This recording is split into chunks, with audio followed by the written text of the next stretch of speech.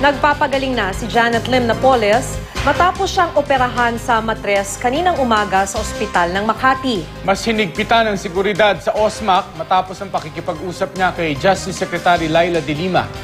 Makibalita tayo kay CJ Torida. 10 bilyong piso ang sinasabing nakamkam mula sa pork barrel scam sa loob ng 10 taon. Ayon kay Justice Secretary Laila De Lima, nagbigay ng mahahalagang detalye tungkol sa scam si Janet Lim Napoles nang mag-usap sila sa ospital ng Makati. Pero may agam-agam ang kampo ng mga whistleblower tulad ni Benhur Louie. Yung pagpupunta niya po sa Senado, tandaan po natin, under oath po yung testimony nito. So, sabi niya noon, hindi niya maalala, wala siyang alam, etc. Invoking her right against self-incrimination.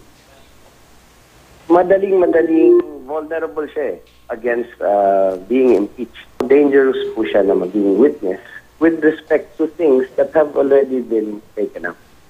Bukas naman daw ang kampo ni Louie sa anumang hakbang ng DOJ na makatutulong sa pagresolba sa kaso. Pero kung gagawing testigo si Napoles, mas maigi raw na may maituro siyang sangkot na mambabatas na hindi pa napapangalanan ng mga whistleblower.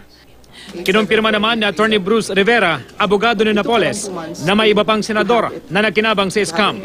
Pero hindi raw totoong 19 na senador ang pinangalanan ni Napoles sa kanyang affidavit na ibinigay kay De Lima. Wala pong ganong balita, wala pong misinformation po yun. Una sa lahat, ang pinag-usapan po namin ni Secretary De Lima ay walang munang specifics doon sa affidavit. Ang malinaw lang sa ngayon, isiniwalat ni Napoles ang partisipasyon sa sinasabing anomalya ni na Senador Bong Revilla, Jinggoy Estrada at Juan Ponce Enrile. Did she spill the beans on the three? Oh yes, absolutely. Ayon kay Senate President Franklin Drilon, otomatikong masususpende sina Revilla, Estrada at Enrile oras na masampahan sila ng ombudsman sa Sandigan Bayan. Kailangan lang daw magsumite ng ombudsman ng mosyon para suspendihin ang mga naturang senador. Wala pang reaksyon dito ang tatlong mambabatas. Pero sa mga naunang pahayag, sinabi ni na Estrada at Revilla na ginigipit si Napoles para idiin sila. I am concerned kung talagang ipipilit nitong ng DOJ o ng NBI na banggitin lang ang pangalan namin tatlo. If Secretary De Lima will not influence Ms. Napoles, we do not have anything to worry about. Sabi ng abogado ni Senador Revilla, si Napoles na mismo ang nagsabi dati na wala itong transaksyon sa senador. Kung babalik rin daw niya ang naunang pahayag, ibig sabihin lang, pinuwersa raw siya na isakripisyo ang katotohanan.